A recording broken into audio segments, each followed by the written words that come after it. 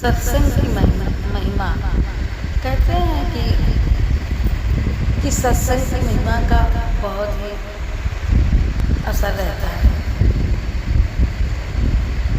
जो लोग सत्संग जाते हैं वहाँ पे रोज ज्ञान की चर्चा होती है।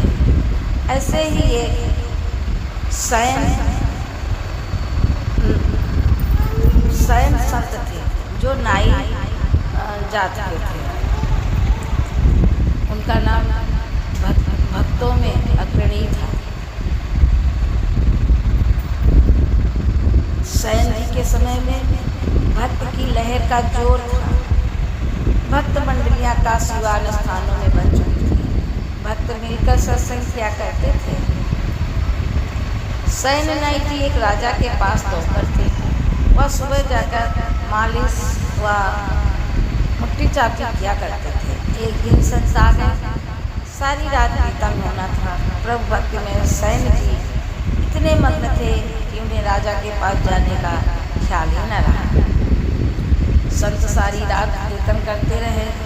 राजा ने सुबह उठना था और उसकी सेवा होनी थी। अपने भक्त की लाज रखने के लिए भक्तों के रक्षक ईश्वर को सैन जी का रूप धारण करके राजा के पास जाना पड़ा। भगवान ने राजा की सेवा इतनी श्रद्धा के साथ की कि राजा प्रसन्न हो गया। प्रसन्न होकर उसने अपने गले का हार उतारकर सैन जी के गले में भगवान को दे दिया। भगवान मुस्कुराए और हार ले लिया। अपनी माया शक्ति से उन्होंने वो हार सैन जी के गले में डाल दिया और उनको पता तक न लगा। प्रभु भक्तों के प्रेम में ऐसा बंध जाता है कि वश में होकर कहीं नहीं जाता। सुबह हुई सैन जी को होश आया कि वो महल में नहीं गए तो राजा नाराज हो जाएगा। ये सोचकर वो महल की तरफ चल पड़े।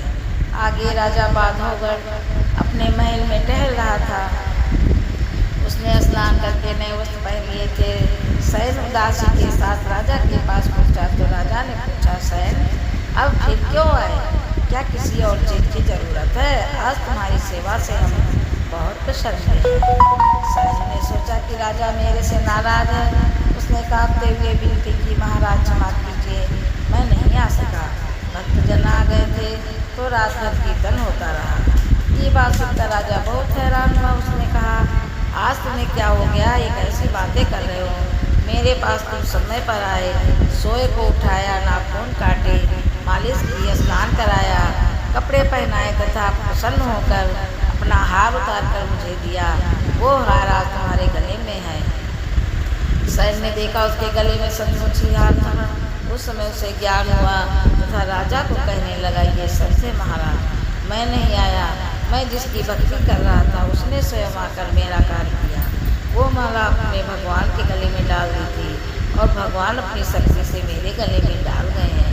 ये तो प्रभु का चमत्कार है। ये सुनकर राजा बहुत हैरान हुआ। वो सैन जी के चरणों में नतमस्तक होकर कहने लगा, भक्त जी अब आपको राज की तरफ से खर्च मिला करेगा।